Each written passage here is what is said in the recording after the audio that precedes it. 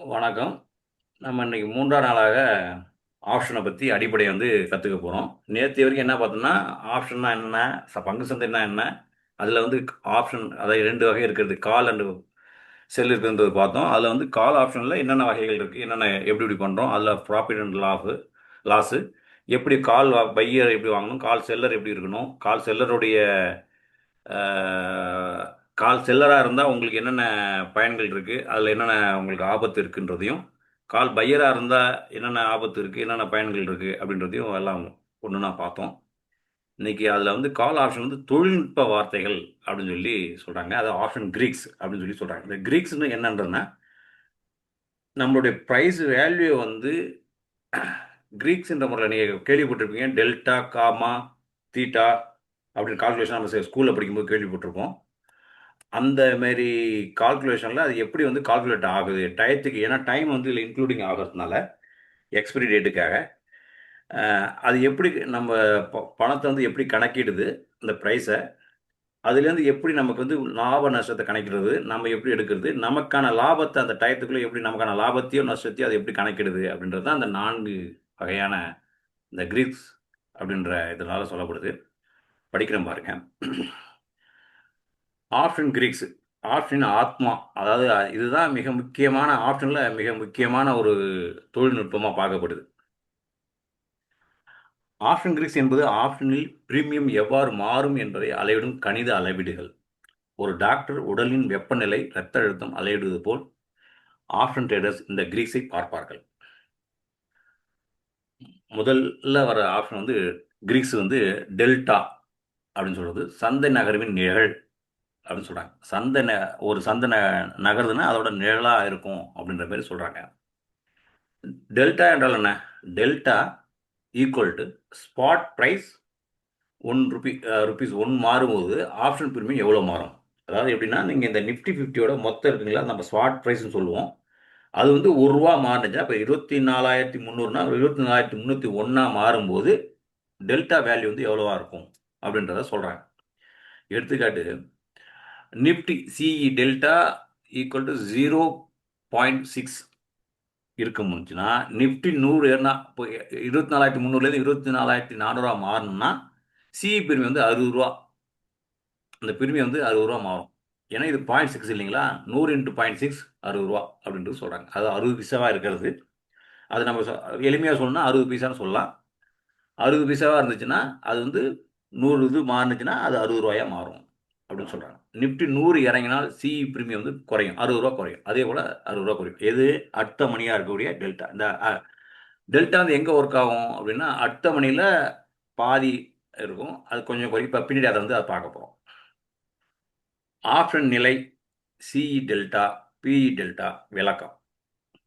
இப்ப டீப் ஐடிஎம்மா இருக்குன்னு வச்சுங்களேன். இந்த மணியா இருந்துச்சுன்னா, டீப் இந்த மணியா இருந்தாக்க, டெல்டாவோட சிஇல அதாவது கால் அதோட டெல்டா எவ்வளோ இருக்குன்னா, 0.9லேருந்து டூ 1. அதாவது 90 பைசாலேருந்து ரூ. 1 வரையும் இருக்குன்றாங்க. எங்க? ஐடிஎம்ல டீப்பா இருக்கும்போது, இப்ப 500, 600 பாயிண்ட் தாண்டி முன்னாடி இருந்துச்சுன்னா, இந்த மணியா இருந்துச்சுன்னா, அதாவது அடுத்த மணிலேருந்து ஸ்ட்ரைக் பிரைஸ்லேருந்து உள்ளார டீப்பா இருந்துச்சுன்னா, அதோட வேல்யூ பார்த்தீங்கன்னா, சிஇல 0.9 டூ 1. அதாவது 90 பைசாலேருந்து ரூ. 1 வரையும் இருக்கும் அப்படின்னு சொல்றாங்க. இதே பிஇ டெல்டாவா இருந்ததுன்னு வச்சுங்களேன், இது சிஇ டெல்டா. பிஇயா இருந்ததுன்னா, நம்ம புட் சைடா இருந்ததுனாக்க, -90 பைசாலேருந்து -ரூ. 1 வரையும் இருக்கும். ஃபியூச்சர் போல் நகரும். அதாவது கொஞ்சம் மெதுவா நகரும் அப்படின்ற மாரி சொல்றாங்க. ஃபியூச்சர் போல் நகரும்னா, அங்க கொஞ்சம் இதா இருக்கும். Slide IDM. ஸ்லைட்னா நான் கொஞ்சம் மீடியமான ஐடிஎம். இப்ப நம்ம உங்க ஏடிஎம்லேருந்து ஒரு 200, 300 பாயிண்டா இருந்துச்சுன்னா, இல்ல ஒரு மு அந்த அந்த ரேஞ்சுக்குள்ள இருந்துச்சுன்னா, அதோட சிஇ டெல்டா எப்படி இருக்கும்னா, உங்களுக்கு 0.60 பைசா டூ 80 பைசா. 8 0.8 அதோட அளவு. அது எப்படின்னா 60 பைசா நம்ம நார்மலா சொல்லணும்னா 60 பைசாலேருந்து 80 பைசா வரையும் சிஇ டெல்டாவாகவும், பிஇ டெல்டா 60 பைசாலேருந்து -60 பைசாலேருந்து -80 பைசாவும் இருக்கும் அப்படின்றாங்க. Strong response. இது எப்படி ரெஸ்பாண்ட் பண்ணும்னா, உங்களுக்கு ரொம்ப ஸ்ட்ராங்கா ரெஸ்பான்ஸ் பண்ணும். நீங்க அந்த ஆப்ஷன் ட்ரேடிங்ல ஈடுபடும்போது, இதோடைய ரெஸ்பான்ஸ் ரொம்ப ஸ்ட்ராங்கா இருக்கும்னு சொல்றாங்க.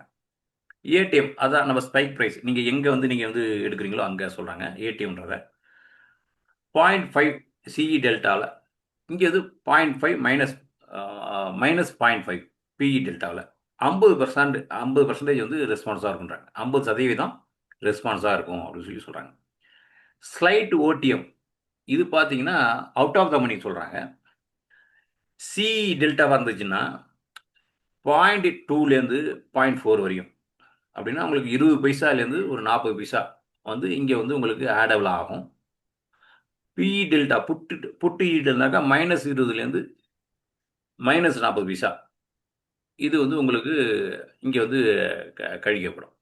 இது வந்து வீக் ரெஸ்பான்ஸ், ரொம்ப ஸ்லோவாக தான் இருக்கும், ரொம்ப இதாக தான் நகரும். உங்கள் வேலை வந்து இருக்கும், இதில் ஒரு கரைதல் இருக்கும். டீப் ஓடிஎம் அதான் அந்த ஒரு 500-600 பாயிண்ட் தள்ளி பார்த்தீங்கன்னா 0.01 to 1 பார்த்தீங்கன்னா ரொம்ப கம்மியாக இருக்கும். அதாவது இப்போ 1 பைசா 5 பைசா 10 பைசா அந்த ரேஞ்ச் அளவில் தான் உங்களுக்கு இங்கே இருக்கும். இங்கே இருந்தால் -5 ரூபா 1 பைசா 10 பைசா 5 பைசா அந்த அந்த ரேஞ்சில் தான் உங்களுக்கு குறையும். மிக குறைந்த ரெஸ்பான்ஸ். அதோட அந்த பிரீமியம் மாறுறதே பார்த்தீங்கன்னா ரொம்ப லேட்டாக தான் மாறும். நீங்கள் நல்லா கவனிச்சிங்கன்னா தெரியும். நம்ம டீப் ஓடிஎம்மில் பார்த்தீங்கன்னா பிரீமியம் வந்து நீங்கள் இப்போ ஆப்ஷனில் எடுத்துட்டிங்கன்னா நீங்கள் வந்து ஒரு பை பண்ணுறீங்கன்னு வச்சுங்களேன், அது வந்து ரொம்ப ஓடிஎம்மாக ஒரு 600-700 பாயிண்ட் தள்ளி எடுத்திருந்தீங்கன்னா அதோட பிரீமியம் சேஞ்சஸ் வேல்யூ இருக்கு இல்லையா, நீங்கள் கவனிச்சிங்கன்னா நல்லா தெரியும். அது ரொம்ப லேட்டாக தான் வந்து சேஞ்ச் ஆகும், ரொம்ப கம்மி மணி தான் சேஞ்ச் ஆகும். அப்போ மேலே பார்த்தீங்கன்னா ஒரு ரூபா மாறி இருந்தால் இங்கே பார்த்தீங்கன்னா ஒரு 10 பைசா 20 பைசா அப்படி தான் மாறும். உங்களுடைய அதுதான் சொல்கிறாங்க, அது உங்களுக்கு ஆடபிள் ஆகும், அதுதான் சொல்கிறாங்க. டெல்டா உதாரணம் கார் ஆக்சிலேட்டர் போல் அப்படின்றாங்க. கார் வந்து ஸ்பாட் ப்ரைஸாக எடுத்துக்கிங்க, ஆக்சிலேட்டர் வந்து மார்க்கெட் மூவ், ஸ்பீடு வந்து டெல்டா. நீங்கள் இப்போ ஒரு காரில் இருக்கீங்க, காரை வந்து ஒரு ஸ்பாட் ப்ரைஸாக நினச்சிக்கிங்க, ஆக்சிலேட்டர் வந்து மார்க்கெட் மூவ் பண்ணுறதுக்காக இருக்குது. அதுதான் நம்ம முன்ன போகிறதுங்க. ஸ்பீடு வந்து delta. ATM CE delta 0.5, Nifty 100 ஏறினால் பிரீமியம் 50 ஏறும். 50% ஸ்பீடு, ஒரு 50 கிலோமீட்டர் ஸ்பீடில் போடுறீங்க. ஐடிஎம் சிஇ டெல்டா 0.8, நிஃப்டி 100 ஏறினால் பிரீமியம் 80 ஏறும். 80% ஸ்பீடு, 80 கிலோமீட்டர் வேகத்தில் போகிற மாதிரி. ஓடிஎம்சி டெல்டா 0.2, நிஃப்டி 100 ஏறினால் பிரீமியம் 20 ஏறும். ஃபர்ஸ்ட் கியரில் போகிறது ஒரு 20 கிலோமீட்டர் ஸ்பீடில் போகிற மாதிரி. இது உங்களுக்கு ஒரு புரிஞ்சுக்கிறதுக்காக இந்தமாரி ஒரு இதாக கொடுத்துருக்காங்க பாருங்க. ஆரம்பத்தினர் புரிதல் டெல்டா அதிகம், பிரீமியம் வேகமாக மாறும். டெல்டா வந்து அதிகமாக இருந்தால் பிரீமியம் வேகமாக மாறும். எதுக்கு எப்போ அப்படின்னா அதை நீங்கள் இப்போ தான் நம்ம எடுத்துக்கிட்டு பார்த்துருக்கோம். டெல்டா அதிகமான இப்போ 0.8 இருந்துச்சு, ரொம்ப வேகமாக வந்து மாறும். 80% மாறுது இல்லைங்களா, அதுதான் சொல்கிறாங்க. ஐடிஎம் ஆப்ஷன் வாங்கினால் சந்தை நகர்வுக்கு வேகமாக ரெஸ்பான்ஸ் கிடைக்கும். அதான் இந்த மணியில் நீங்கள் வாங்கினீங்கன்னா சந்தை நகர்வுக்கு ஏற்ற மேலே உங்களுக்கு சீக்கிரமாக வந்து உங்களுடைய பிரீமியம் வந்து ஏறுறதுக்கு வாய்ப்பு இருக்குது அப்படின்றத சொல்கிறாங்க. காமா டெல்டாவின் வேகம், இது வந்து டெல்டாவுக்கு ஒரு பூஸ்டப்பாக டெல்டாவோட சேர்ந்து செயல்படக்கூடியதாக இருக்குது. இது பையருக்கு ஒரு நண்பன், டெல்டாவுடைய நண்பன் அப்படின்னு சொல்லப்படுறாங்க காமாவை. இது காமா வந்து எதுக்கு சப்போர்ட்னா டெல்டாவுடைய சப்போர்ட்டாக இருக்குது. காமா சீக்கிரம் டு ஸ்பாட் ப்ரைஸ் மாறும்போது டெல்டா எவ்வளோ மாறும் அப்படின்னு சொல்லி சொல்கிறாங்க. எடுத்துக்காட்டு சிஇ டெல்டா 0.05, காமா 0.05. அதில் ஒரு 10% தான் டெல்டாவோட வேல்யூலேருந்து 10% உங்களுக்கு ஆடபிள் ஆகும். இதுதான் காமாவோட வேல்யூ கணிக்கிறாங்க. எடுத்துக்காட்டுக்கு இப்போ ஒரு டெல்டா வந்து 0.5 இருந்தால் காமா வந்து 0.05 தான். 50 பைசா 5 ரூபாயா காமா வந்து டெல்டா வந்து 5 ரூபாயா இருந்தால் காமா வந்து உங்களுக்கு 50 பைசாவாக தான் இருக்கும். அதுதான் அவங்க அப்படி சொல்கிறாங்க. நிஃப்டி 10 ஏறினால் டெல்டா 0.5 இன்ட்டு ப்ளஸ் 0.05. டெல்டா வந்து 0.5 ப்ளஸ் வந்து காமா வந்து எவ்வளோங்க 0.05. ஸோ 0.55 ஆகும். சீக்வல் வந்து எவ்வளோ ஆகுங்க டோட்டலாக காமா சேரும்போது 55 பைசாவாக ஆகும். உங்களுக்கு 50 பைசா ஒரு ரூபா 10 ரூபாய் ஏறினா 50 பைசா உங்களுக்கு வந்து டெல்டாவால் ஏறும். காமா சேரத்துனால அதில் ஒரு 50 பைசா வரதுனால 5 பைசா ஏறும். அதனால் 55 பைசாவாக மாறும். உங்களுக்கு 55 பைசா உங்களுக்கு லாபமாக கிடைக்கும். காமா மிக அதிகமாக இருக்கும்போது ஓடிஎம் ஆப்ஷனில் எக்ஸ்பிரி நெருங்கும்போது ஆப்ஷன்ஸ் எக்ஸ்பிரி நெருங்கும்போது காமா ரிஸ்க். காமா மிக அதிகமாக இருக்கும்போது, காமா வந்து காமாவோட வேல்யூ ரொம்ப அதிகமா இருந்துச்சுன்னா, அதோட இது அதிகம்னா ஏடிஎம் ஆப்ஷன் எக்ஸ்பிரி நெருங்கும்போது. இது எப்போ அப்டின்னா, உங்களுக்கு ஏடிஎம் ஆப்ஷன்ல எக்ஸ்பிரி நெருங்கும்போது வந்து காமா வந்து மிக அதிகமா இருக்கும் அப்படின்னு சொல்லி சொல்றாங்க. காமா இது இது 2ம் ஒண்ணுக்கு ஒண்ணு ரிலேட்டட். அதாவது எக்ஸ்பிரி டேட் அன்னைக்கு, நம்ம அதுதான் அந்த இன்னைக்கு நம்ம 0 டூ ஹீரோ அப்படின்னு சொல்லி சொல்லக்கூடியதெல்லாம், அ அங்க தான் அது. காமா பிளாஸ்ட்ன்னு சொல்லி சொல்றோம் நம்மல்ல இல்லைங்களா? ரொம்ப அதிகமா ஒரு ஸ்பைக் வந்து அடிக்கும். சொல்றாங்க இல்லைங்களா? க க ஒரு ஒரு ஒரு வித்தின் 10 செகண்ட் டூ 20 செகண்ட்ஸ்க்குள்ள ரொம்ப பிரைஸ் ஏறி இருக்கும். நீங்க கவனிச்சிருப்பீங்க. ஆ அது வந்து எதுக்குன்னா, அது வந்து எக்ஸ்பிரி டேட் நெருங்க நெருங்க நெருங்க வந்து காமாவுடைய வேல்யூ வந்து காமாவுடைய இது வந்து அதிகமா இருக்கும் அப்படின்றத சொல்றாங்க.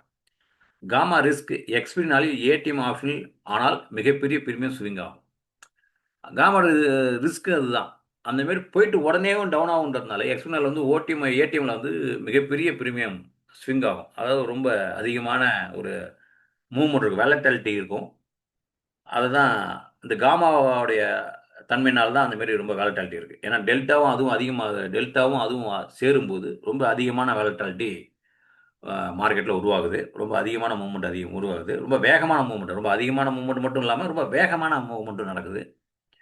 அதனால மிகப்பெரிய ஸ்விங் உங்களுக்கு மிகப்பெரிய பிரீமியம் கிடைக்கிறதுக்கு வாய்ப்பு இருக்கு. அதே நேரத்தில் அதே வேகத்தில் இறங்கவும் செய்யும். அதுவும் ஆபத்தும் இருக்கு. ரிஸ்க்கும் இருக்கு. பார்த்துக்கலாம். தீட்டா நேரத்தின் எதிரி. இது வந்து யாருக்கு இது நண்பன்னா, செல்லருக்கு இது நண்பன். பையருக்கு இது எதிரின்னு கூட சொல்லலாம். தீட்டா என்பது ஒவ்வொரு நாளும் குறையும். பிரீமியம் கால் பையருக்கு மிகப்பெரிய எதிரி. செல்லருக்கு சிறந்த நண்பன். அதுதான் சொல்றேன். தீட்டா என்பது ஒவ்வொரு நாளும் குறையும். எத குறைக்கும்? பிரீமியத்த குறைக்கும். நீங்க இப்போ ஒரு நாளைக்கு 1 வாரம் கழிச்சு நீங்க எக்ஸ்பைரி டேட் உள்ளத வாங்குறீங்கன்னா, இன்னைக்கு வாங்கும்போது அதோட தீட்டா அது அது இன்னைக்கு குறையும். கொஞ்சம் கம்மியா குறையும். நாளைக்கு அத விட கொஞ்சம் அதிகமா இப்போ இன்னைக்கு ஒரு 10 பைசா குறைஞ்சதுன்னா, நாளைக்கு வந்து பார்த்தீங்கன்னா, ஒரு 11 பைசா, 12 பைசா அப்படி குறையும். இந்த மாரி நீங்க எக்ஸ்பைரி டேட் நெருங்க, நெருங்க, நெருங்க பார்த்தீங்கன்னா, நேரம் நெருங்க, நெருங்க, நெருங்க இந்த தீட்டாவானது ரொம்ப அதிகமா இருக்கும். ரொம்ப அதிகமா குறையும். இது வந்து யாருக்கு வந்து எதிரின்னா, கால் பையர் வாங்குறாங்க இல்லைங்களா? அவங்களுக்கு எதிரி. செல்லருக்கு சிறந்த நண்பன். இந்த காசு தான் வந்து அவங்களுக்கு வந்து பிரீமியமா வந்து உங்களுக்கு பிரீமியம் கலெக்ட் பண்றாங்கன்னு சொல்றாங்க இல்லைங்களா? இது வந்து அவங்கள போய் சேரும். செல்லர் யாரு? செல்லர் சைட்ல இருக்கவங்களுக்கு மாறும். ஐஸ் கியூப் உதாரணம். ஒரு ஐஸ் கியூப் வெயிலில் வைத்தால் நாளுக்கு நாள் கரைகிறது. ஆஷம் பிரீமியம் ஐஸ் கியூப் டைம் வெயில். அதான் உங்களுக்கு நீங்க நாளுக்கு நாள் நீங்க போக போக போக அந்த தீட்டாவானது உங்களுடைய பிரீமியத்த குறைச்சிட்டு இருக்கும். தீட்டா ஒவ்வொரு நாளும் கரையும் அளவு. எக்ஸ்பைரி நெருங்க நெருங்க ஐஸ் கியூப் கரைவது வேகமாகும். எக்ஸ்பைரி ஒரு நாள் முன்பு மிக வேகமாக கரையும். எக்ஸ்பைரிக்கு ஒரு நாள் முன்பு ரொம்ப வேகமா கரையும் அப்படின்ட்டாங்க. சிஇ பையர் என் பிரீமியம் தினமும் கரைகிறது. சில தினமும் பிரீமியம் என்னிடம் வருகிறது. அப்படின்னு சொல்லி நினைப்பாராம். அத வந்து சொல்றாங்க. இப்ப எக்ஸ்பைரி நாட்கள் அது இந்த தீட்டாவோட எஃபெக்ட் என்னன்னு சொல்லி இங்க கீழ ஒரு அட்டவணையா குடுத்துருக்காங்க. நம்ம இப்ப அத பார்ப்போம். எக்ஸ்பைரி நாட்கள் வந்து 45 நாளா இருந்ததுன்னா, தீட்டா எஃபெக்ட் வந்து எப்படி இருக்கும்னா, மிக மெதுவாக இருக்கும். ரொம்ப ரொம்ப ஸ்லோவா இருக்கும் அப்படின்றாங்க. ஏடிஎம் சிஇ பிரீமியம் உதாரணம் ரூ. 300 அப்படின்னா இருந்துச்சுன்னா, ஏடிஎம்ல நீங்க வந்து பிரீமியம் வந்து ரூ. 300 கட்டியிருந்தீங்கன்னா, டைம் வேல்யூ அதிகம். குறிப்பு இங்க வந்து என்னன்னா, அப்ப வந்து டைம் வந்து அதிகமா இருக்கு. அதனால ரொம்ப ரொம்ப ஸ்லோவா தான் இருக்கும். 30 நாட்கள்ல பார்த்தீங்கன்னா, அந்த ரூ. 300 எப்படி மாறும்ன்றத சொல்றாங்க. 30 நாட்கள்ல மெதுவாக குறைஞ்சு 240 மாறியிருக்கும். அதான் பாஞ்சு நாள் இப்ப முடிஞ்சுச்சு. இப்ப நீங்க 45 நாள் கழிச்சு ஒரு எக்ஸ்பைரி டேட் இருக்குங்கிறது இன்னைக்கு வாங்குறீங்கன்னா, இன்னையிலேருந்து 45 நாள் முன்னாடி இருக்கிறத அடுத்த மாசத்து உள்ள நாட்கள் நீங்க வாங்குனீங்கன்னா, ரூ. 300 பிரீமியத்துல வாங்குனீங்கன்னா, இன்னொரு 5 நாள் கழிச்சு போய் பார்த்தீங்கன்னா, அங்க வந்து உங்களுடைய பிரீமியம் மட்டும் பார்த்தீங்கன்னா, 240 மாறியிருக்கும், குறைஞ்சிருக்கும். சிறிய டிகே. இது வந்து என்னன்னா, சிறிய டிகே ஆயிருக்கும். இன்னொரு 5 நாள் கழிச்சு போய் வாங்குறீங்க. நடுத்தர வேகம். கொஞ்சம் வேகம் எடுத்திருக்கும். ரூ. 160 வந்து குறைஞ்சிருக்கும். ரூ. 160 மாறியிருக்கும். உங்களுடைய பிரீமியமானது ரூ. 160 வந்து குறைஞ்சிருக்கும். டிகே தெரிய ஆரம்பிக்கும். உங்களுக்கு வந்து அத வந்து உணர ஆரம்பிப்பீங்க. ஓ! குறையுது நம்மளோட பிரீமியம் வந்து குறைஞ்சிட்டு இருக்குன்றது நீங்க ஃபீல் பண்ணுவீங்க. 7 நாட்கள் வேகமாக ரூ.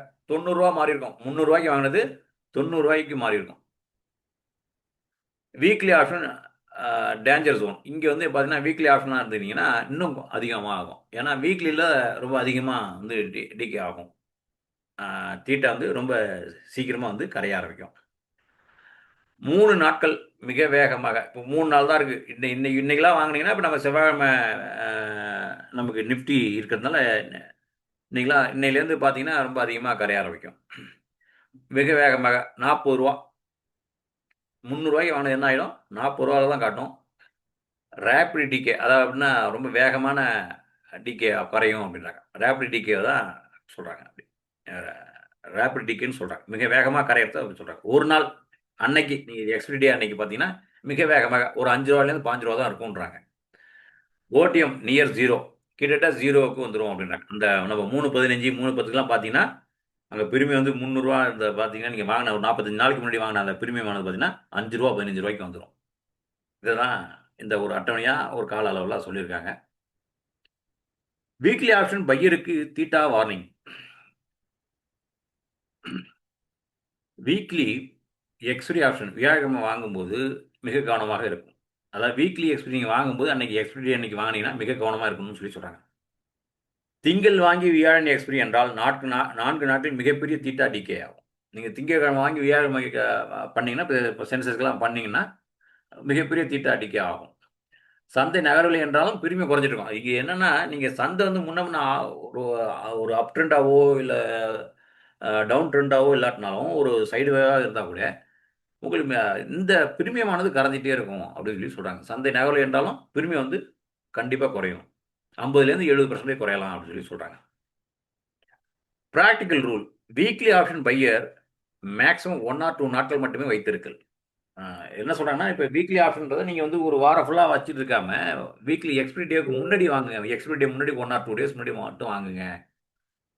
வாங்கி அதை வந்து நீங்கள் அதை டிகேவாக ஒரு ஸ்ட்ராட்டஜிஸை பில்ட் பண்ணி இருங்க அப்படின்னு சொல்லி சொல்கிறாங்க.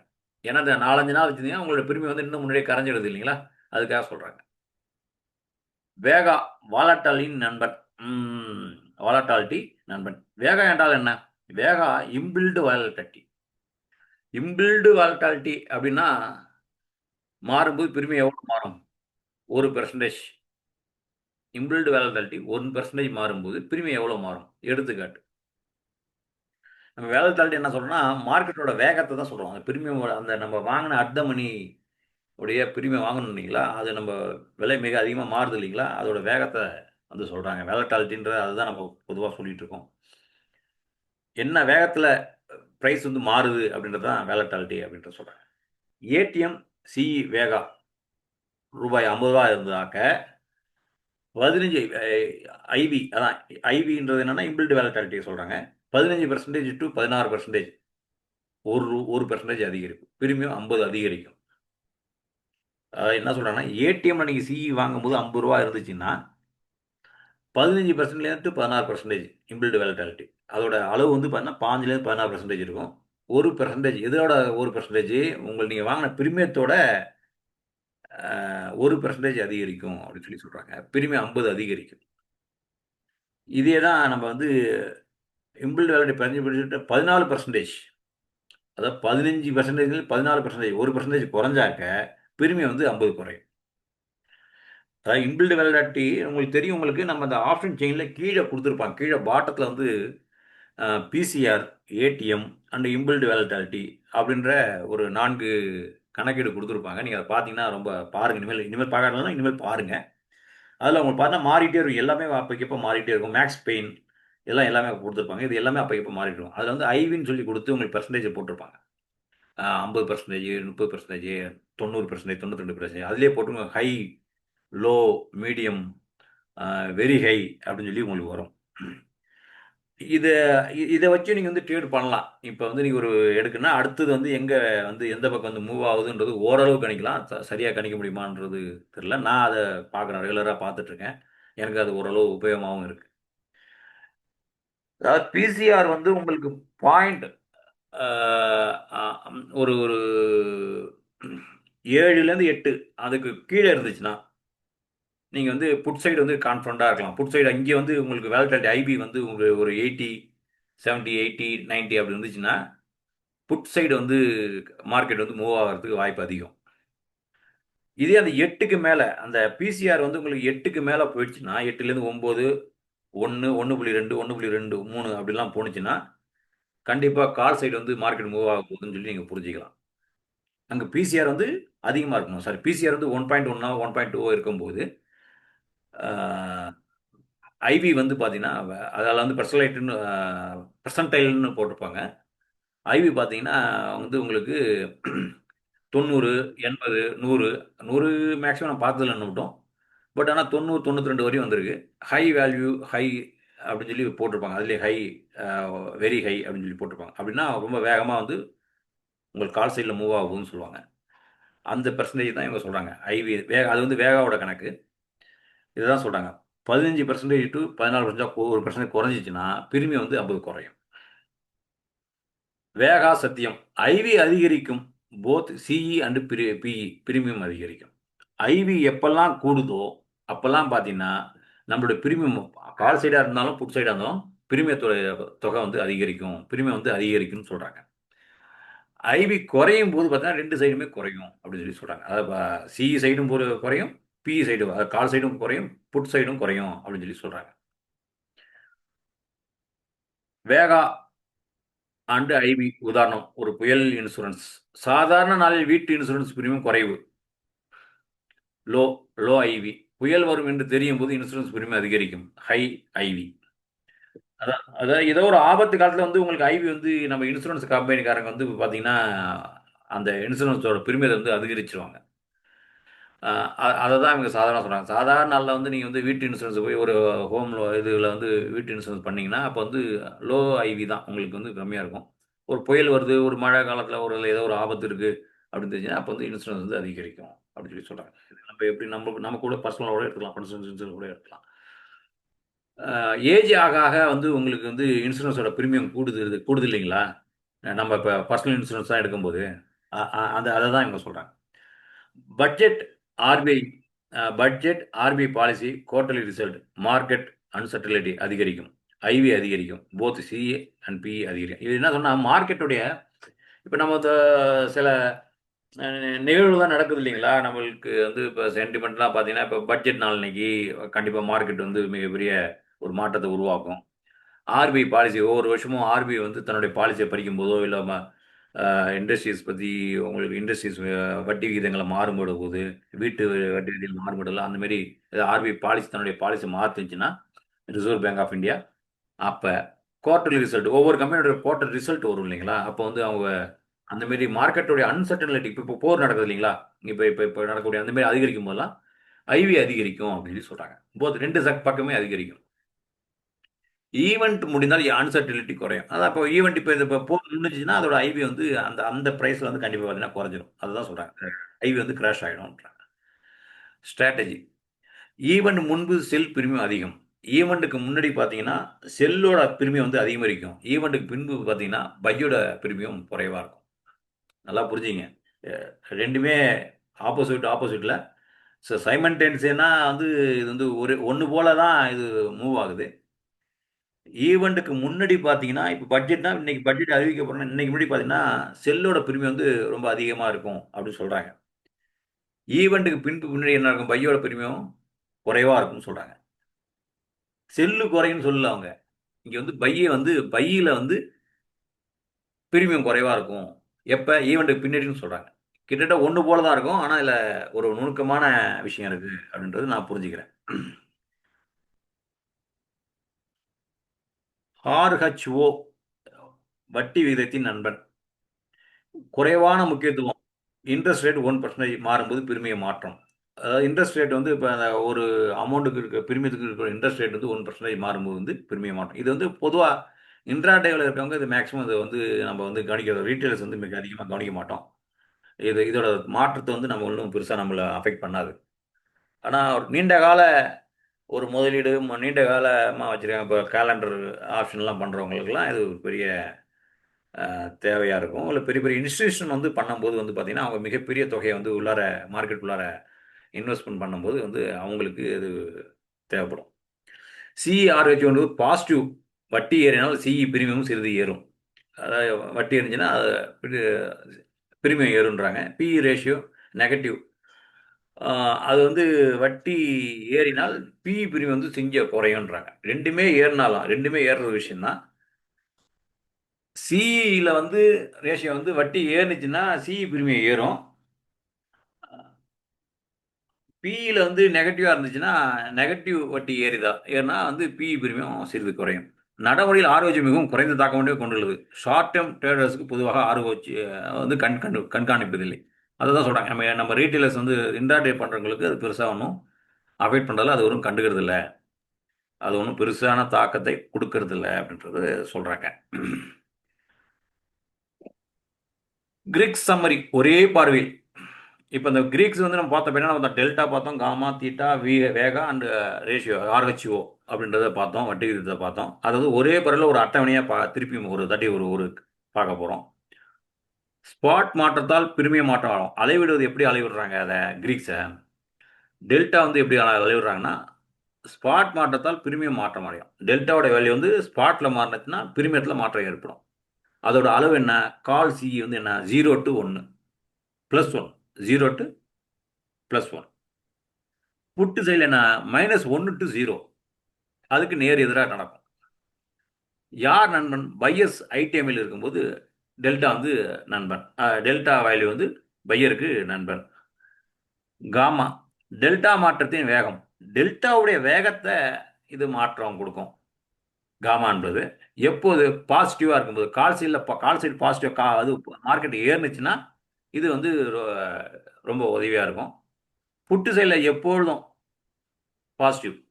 புட்டு சைட்லையும் இது பாசிட்டிவா இருக்கும். யாருக்கு? ஏடிஎம் பையர்ஸுக்கு. ஏடிஎம் பையராக இருந்தீங்கன்னா உங்களுக்கு இது காமா வந்து 2 சைடுமே காலாக இருந்தாலும் புட்டாக இருந்தாலும் உங்களுக்கு உதவியாக இருக்கும். தீட்டா நேர சிதைவு, டைம் டிகே. எங்கே அளவிடுறதுங்கன்னா நெகட்டிவ். காலுக்கு நெகட்டிவ், புட்டுக்கும் நெகட்டிவ் தான். எங்கே? செல்லராக இருக்கும்போது. யாருக்கு நண்பன்னா இது செல்லராக இருந்தீங்கன்னா நீங்கள் உங்களுக்கு ரெண்டுமே உங்களுக்கு இது நண்பனாக இருக்கும். ஏன்னா இந்த தீட்டா தான் வந்து உங்களுக்கு பிரிமியத்தை கலெக்ட் பண்ணுது. வேகா ஐவி மாற்றத்தால் பிரிமிய மாற்றம். கால் சைடில் பாசிட்டிவ், புட் சைடிலும் பாசிட்டிவ். ஈவெண்ட் பையர்ஸ், அதை எப்பெல்லாம் ஈவெண்ட் வருது இல்லைங்களா அப்பெல்லாம் வந்து இது மிகப்பெரிய ஒரு தாக்கத்தை ஏற்படுத்தும் சொல்கிறாங்க.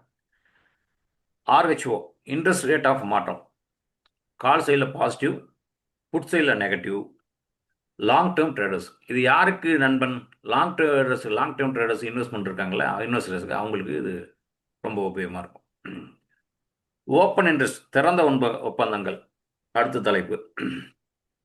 ஓப்பன் இன்ட்ரெஸ்ட் என்பது சந்தையில் இப்பொழுது எத்தனை ஒப்பந்தங்கள் திறந்த நிலையில் உள்ளது என்பதை அதாவது ஒரு நம்ம இந்த பை பண்ணுறோம் இல்லைங்களா, பை செல் நம்ம வாங்குற பையுமே ஒரு கான்ட்ராக்ட் தான், செல்லுமே ஒரு கான்ட்ராக்ட் தான். அந்த நம்ம யார் கூட பை பண்ணுறோம்னா நமக்கு எதிராக யார் ஒருத்தர் கூட நமக்கு செல் பண்ணுறாங்க அவங்க கூட ஒரு ஒப்பந்தம் போடுறோம். நம்ம நினச்சிக்கிறோம் நம்ம பை பண்ணுறோம் அவ்வளோதான் அப்படின்னு நினைக்கிறோம். பட் அங்கே செல் இன்னொருத்தர் நம்மளுக்கு கொடுக்கறது தான் நம்மளால் வாங்க முடியுது.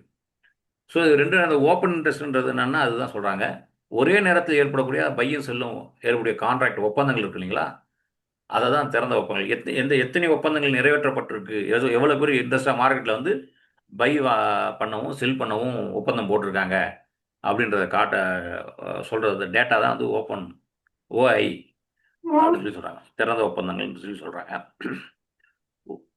வேல்யூம் ஒரே நாளில் எத்தனை இதில் ஓப்பன் ஐ என்பது வேல்யூமில் இருந்து வேறுபட்டது. ஆமாம், இது ஓப்பன் ஓஐ அப்படின்னா ஓப்பன் இன்ட்ரெஸ்ட்டை தான் நம்ம வந்து அதை வந்து ஒரு ஒரு குறியீடாக சொல்கிறோம். ஓஐன்னு சொல்கிறோம். அது வால்யூம்ல இருந்து வேறுபட்டது. அது வேல்யூம் வந்து சொல்லுவோம் நம்ம இருக்கு இல்லைங்களா, அதுலேருந்து இது வேறுபட்டது. வேல்யூம் ஒரு நாளில் எத்தனை கான்ட்ராக்ட் வர்த்தகமானது அப்படின்றது சொல்லும். வேல்யூம்னா என்ன? ஒரு குறிப்பிட்ட நேரத்திலோ இல்லை குறிப்பிட்ட நாளிலோ ஒரே நாளில் எத்தனை வர்த்தகமானது, எவ்வளோ ஒரு மொத்தமாக எவ்வளோ கான்ட்ராக்ட் உருவானுச்சு அப்படின்றத சொல்கிறாங்க. ட்ரேடிங் ஆயிருக்கு அப்படின்றத சொல்கிறாங்க. ஓஐன்றது எத்தனை கான்ட்ராக்ட் திறந்து இருக்கிறது, அது எத்தனை பேர் வந்து இன்ட்ரெஸ்டாக இருக்காங்க, எவ்வளோ பேர் வந்து அந்த அந்த ஒப்பந்தத்தை ஆள்கொள்றதுக்கு இன்ட்ரெஸ்டாக இருக்காங்க அப்படின்றத சொல்கிறது. உதாரணம், திங்கள் 100 கான்ட்ராக்ட் வாங்கப்பட்டது. ஓஐ 100, வால்யூம் 100. திங்கட்கிழமை வந்து 100 கான்ட்ராக்ட் உருவாக்கப்பட்டதுன்னா அவங்க என்ன சொல்கிறாங்க? ஓஐயும் 100 சீக்வல் டு 100, வால்யூமும் 100. செவ்வாய் 50 கான்ட்ராக்ட் விற்கப்பட்டது. இப்போன்னா செவ்வாய்க்கிழமை திங்கட்கிழமை வாங்கின கான்ட்ராக்டில் 100 100 வேல்யூம் 100 இருந்துச்சு. செவ்வாய்க்கிழமை 50 கான்ட்ராக்ட் வந்து விற்கப்படுது. எதில்? அந்த 100 வாங்கினாங்கல்ல அது விற்கப்பட்டது, க்ளோஸ் செய்யப்பட்டது. ஓஐ 50, வால்யூம் 50. இப்போனா ஓப்பன் ட்ரெஸ்ட் வந்து 50, வால்யூம் 50. ஏன்னா 50 வித்தாச்சு இல்லைங்களா? புதன்கிழமை 200 புதிய கான்ட்ராக்ட் உருவாக்கப்படுது. புதன்கிழமை அடுத்த நாள் ஓஐ 250, வால்யூம் 200. இங்கே இதை நம்ம புரிஞ்சுக்கணும். புதன்கிழமை வந்து 200 வாங்கப்படுது. அன்னைய நாளுக்கு என்ன பண்ணுது? 200 கான்ட்ராக்ட், புதிய கான்ட்ராக்ட் வருதுங்க. இங்க வந்து ஓஐ வந்து 250ங்க. ஏன் இங்க ஓஐ 250னா, முன்னாடியே முதல் திங்கட்கிழமை வாங்கப்பட்ட ஒரு 50 பேலன்ஸ் இருக்கு இல்லைங்களா? அதுவும் சேர்த்து வந்து 250 ஆகுது. இங்க 200 புதிய கான்ட்ராக்ட் உருவாகுது. இந்த 250 தான் இங்க மாறுது. எப்படி இங்க 250 தான் மாறுது ஓஐனா, நம்ம திங்கட்கிழமை ஒரு 50 பேலன்ஸ் இருக்காங்க பாருங்க. அவங்களையும் சேர்த்து இங்க வந்து 250 தான் இருக்குங்க. இங்க வால்யூம் ஆனா 200 தான். புதன்கிழமை மட்டும் போடப்பட்டது எவ்வளோங்க? 200 மட்டும் தான் போட்டுது. அதனால அந்த வால்யூம் வந்து 200 தான் இருக்கு. புரிஞ்சிருக்கும்னு நினைக்கிறேன் உங்களுக்கு. திங்கட்கிழமை 100 கான்ட்ராக்ட் வாங்கப்பட்டது. ஓஐயும் 100, ஓப்பன் இன்ட்ரெஸ்டும் 100, வேல்யூமும் 100. செவ்வாய்க்கிழமை 50 கான்ட்ராக்ட் விற்கப்பட்டது. இப்போ வந்து க்ளோஸ் பண்ணிட்டாங்க. இப்போ அதில் வந்து இப்போ வந்து அதில் 50 போடுறதுனால ஓஐ 50 தான் இருக்கு. பேலன்ஸ் வந்து எவ்வளோ இருக்குங்க? ஓஐ 50 முடிஞ்சிச்சு இல்லைங்களா? வேல்யூம் 50, வேல்யூமும் 50 தான் இருக்கு. புதன்கிழமை புதுசாக ஒரு 200 வந்து சேருது. அன்னைக்கு பார்த்தீங்கன்னா ஓஐ வந்து 250. ஏன்னா திங்கட்கிழமை வாங்கினது பேலன்ஸ் 50 இருக்கு இல்லைங்களா? அது சேர்த்து 250 ஆகுது. வேல்யூம் வந்து 200 தான். ஏன்னா புதன்கிழமை வந்து வேல்யூம் வந்து என்னன்னா அன்னைக்கு முடிக்கப்பட்டது தான் 200 இருக்குன்றத சொல்றேன். ஓஐ அதிகரிப்பு புதிய பாசிட்டிவ் பொசிஷன் உருவாகிறது. Strong signal. ஒரு ஓஐ அதிர்ச்சின்னா அந்த சைடில் வந்து புதிய அதிகமான வர்த்தகங்கள் நடக்குது. ஸ்ட்ராங் சிக்னல் கிடைக்குது. அந்த சைடு காலாக இருக்கலாம், புட்டாக இருக்கலாம். அங்கே அந்த சைடு வந்து ஸ்ட்ராங் சிக்னல் கிடைக்குது. ஓஐ குறைப்பு பொசிஷன் க்ளோஸ் ஆகிறது. அங்கே வந்து என்னன்னா அந்த பொசிஷனை க்ளோஸ் பண்ணிட்டு நிறைய பேர் வெளியேறாங்க, மார்க்கெட் விட்டு வெளியேறுறாங்க அப்படின்னு சொல்லி அர்த்தம். இதை ஒரு அட்டவணையாக கொடுத்துருக்காங்க. இந்த அட்டவணை பாருங்க, இது படிக்கிறேன், புரியுதான்னு பாருங்க. ஓஐ அதிகரிப்பு. இப்போ ஒரு ஓப்பன் இன்ட்ரெஸ்ட் வர்த்தகம் வந்து நமக்கு அந்த டேட்டா வந்து அதிகரிச்சுன்னா, ஓஐ வந்து அதிகரிச்சுன்னா, என்னைக்கு அதிகரிச்சுன்னா ப்ரைஸ் வந்து ஏறும். ஏன்? அப்போ வந்து அவங்க என்ன நினைக்கிறாங்க? மார்க்கெட் வந்து அந்த பொசிஷன் வந்து இன்னும் ஏற்றம் அடைய போகுது அப்படின்னு சொல்லி நினைக்கிறாங்க. அந்த சைடு கால் சைடுனா கால் சைடு இப்போ அதிகரிச்சுன்னா கால் சைடோ, இல்லை புட் சைடு அதிகரிச்சுன்னா புட் சைடோ அதிகமாக ஏற போகுது. ப்ரைஸ் வந்து ஏறுது. இப்போ ப்ரைஸோட வந்து மாற்றம் ஆகும். ப்ரைஸ் வந்து ஏறும். என்ன நடக்கிறது? புதிய லாங் பொசிஷன். இங்கே என்ன பண்ணுறாங்க? அந்த அந்த விஷயத்த கால் பையோ புட் பையோ நடக்குதாங்க. எந்த சைடில் ஓயோட கால்லையோ இல்லை புட்லையோ ரெண்டு பக்கமும் உங்களுக்கு ஓய் இருக்கும். அது எங்கே நடக்குதுன்னா அந்த நடக்கிற இடத்துல வந்து அதோட லாங் பொசிஷன் அங்கே வந்து பை பண்ணுறாங்க. மார்க்கெட் வந்து புல்லிஷ் ஆகுது. மார்க்கெட் வந்து என்ன ஆகுது? புல்லிஷ் ஆகுது. ஓஐ குறைப்பு. ஓஐ குறையுதுன்னு வச்சுங்க, ப்ரைஸ் ஏற்றம். அதாவது ஓப்பன் லிஸ்ட் வாங்கி இப்போ ஒரு 10 லட்சம் பேர் வாங்கியிருக்காங்க. அவங்க வந்து ஒரு 5 லட்சம் பேர் தான் இந்த பக்கம் இருக்காங்க, கால் சைடு இருக்காங்கன்னா, ஆனால் ப்ரைஸ் ஏறுது. ஷார்ட் கவரிங்னு சொல்கிறாங்க. அது வந்து என்ன சொல்கிறாங்கன்னா ஷார்ட் கவரிங், அதோட லாபத்தை புக் பண்ணுறது. ஷார்ட் ஸ்கியூஸ். அங்கே வந்து பார்த்தீங்கன்னா விற்பனை வந்து ரொம்ப நெருக்கப்படுது, விற்பனை வந்து குறைக்கப்படுது. விற்பனை வந்து குறைஞ்சிட்டே வருது, விற்பனை வந்து ரொம்ப குறைஞ்சிட்டே வருது. அது அழுத்தப்படுது, விற்பனைக்கு அழுத்தப்படுது, விற்பனைக்கு அழுத்தப்படுது அப்படி சொல்லலாம். Short covering நடக்குதாங்க. ஓஐ அதிகரிப்பு, ப்ரைஸ் இறக்கும். அதாவது ஓப்பன் இன்ட்ரெஸ்ட் வந்து அதிக கான்ட்ராக்ட் போட்டே இருக்காங்க, ஆனால் ப்ரைஸ் பார்த்தீங்கன்னா குறைஞ்சிட்டே இருக்கு. புதிய ஷார்ட் பொசிஷன். இங்கே வந்து செல்லர்ஸ் வந்து கை ஓங்கியிருக்கு. செல்லர்ஸ் வந்து ஷார்ட் பண்ணுறாங்க. அதாவது செல்லை வந்து ஷார்ட் பண்ணுறாங்க, அதை விற்கிறாங்க. இதை பொசிஷாங்க. இங்கே வந்து பேரிஷ். மார்க்கெட் வந்து என்ன ஆகுது? பேரிஷ் ஆகுது. நல்லா புரிஞ்சுங்க. ஓஐ அதிகரிக்கணும், ப்ரைஸ் இறங்கிட்டு இருக்குன்னா நீங்கள் நல்லா கன்ஃபார்மாக தெரிஞ்சுக்கலாம். புதிய ஷார்ட் பொசிஷன். செல்லர்ஸ் சைடு வந்து புட் சைடில் வந்து அதிகமான செல்லர்ஸ் வந்து வந்துகிட்டே இருக்காங்க. செல்லர்ஸ் வந்து சேர்றாங்க. அவங்க வந்து பேரிஷ், மார்க்கெட் வந்து பேரிஷ் தராங்க. செல் பையும் பண்ணலாம், இல்லை கால் இதுவும் பண்ணலாம். அங்கே வந்து பீரிஷ் மார்க்கெட், பீரிஷ் புட் சைடில் வந்து பீரிஷ் ஆகுது. மார்க்கெட் வந்து குறைஞ்சிட்டு இருக்கு. ஓவரால் மார்க்கெட் வந்து குறையுது, பீரிஷ் ஆகுது. அதான் டவுன் ட்ரெண்ட் ஆகுது. ஓஐ குறைப்பு, ப்ரைஸ் இறக்கம். ரெண்டுமே ஓஐயும் குறைஞ்சிட்டு இருக்கு, ப்ரைஸ் குறைஞ்சின்னா லாங் அன்வைண்டிங். அதாவது லாங் பையர் வாங்கி வச்சிருந்தாங்கல்ல, அவங்களாம் அன்வைண்டிங். அவங்க என்ன பண்ணுறாங்க? தங்களோட லாபத்தை புக் பண்ணுறாங்க, இல்லை பயந்து போய் வெளில வராங்க. மார்க்கெட் குறைய குறைய நம்முடைய லாபம் இன்னும் குறைஞ்சி போவோம், நம்ம வந்து நஷ்டத்தை அடைவோம்னு நினச்சிக்கிட்டு லாங் வந்து அன்வைண்டிங் பண்ணுறாங்க. அதாவது கால் எடுத்தவங்கலாம் வந்து என்ன பண்ணுறாங்க? அவங்க செல் பண்ணிட்டு, கால் வச்சுருந்தவங்களாம் செல் பண்ணிட்டு வராங்க. மார்க்கெட் வந்து வீக் மார்க்கெட் வந்து திருப்பி அதுக்கும் வந்து என்னன்னா ஷார்ட்ஸ் டவுன் ட்ரெண்ட் தான் வரும். மார்க்கெட்டுக்கு கண்டிப்பாக அடுத்தது இறங்க போகுதுன்னு சொல்லி ஒரு வீக் மார்க்கெட் குறைய போகுது இறங்க போகுதுன்னு சொல்லி நம்ம புரிஞ்சுக்கலாம். ஷார்ட் கவரிங்னா என்னன்னா அதுதான் உங்களுக்கு வந்து லாபத்தை புக் பண்ணுறது. அதாவது செல்ல வந்து பண்ணுறது தான் இங்கே வந்து இந்த ரெண்டாவது அதாவது ஓஐ குறைப்பு ப்ரைஸ் ஏற்றம் ஷார்ட் கவரிங் சொன்னாங்களா பை சைடில் அந்த செல் சைடில் அதை சொல்கிறேன். ஷார்ட் மார்க்கெட் ஏற போகுது அப்படின்னு சொல்லி நீங்கள் ஷார்ட் கவரிங் நடந்துச்சுன்னா மார்க்கெட் ஏற போகுது அப்படின்ற ஒரு சிம்பாலிக்காக வர்றது. ஏறலாம் ஏறாமலையும் போகலாம் அதுக்குள்ளே வேற மாட்டோம். ஏன்னா ஓஐன்றது அப்பைக்கப்போ 10 நிமிஷத்துக்கு ஒரு தாட்டி மாறிட்டே இருக்கும். அப்பைக்கப்போ மாறிட்டே இருப்பாங்க. நிமிடத்துக்கு நிமிடம் வந்து பல கோடி பேர் பல லட்சம் பேர் வந்து கவர் பண்ணிகிட்டே இருப்பாங்க. அதனால ஓஐ வந்து இதுதான் விஷயம். இதில் ஏதாவது உங்களுக்கு புரியல, இல்லை ஏதாவதுன்னா திருப்பி ஒரு தாட்டி படிச்சு பாருங்க, இல்லை கேளுங்க. திருப்பி நான் சொல்கிறேன். நான் சொல்கிறது உங்களுக்கு புரியலன்னா யாராவது சொல்கிறதா சொல்லுங்க. அத்தியாயம் 5 போலாமா?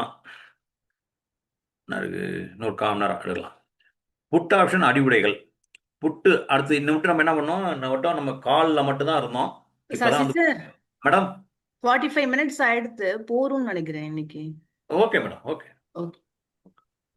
அப்போ யாராவது உங்களுக்கு இந்த இந்த கடைசி ஓஐ ஏதாவது தெரியலனா இதை எடுத்து வச்சு பாருங்க, திருப்பி எடுத்து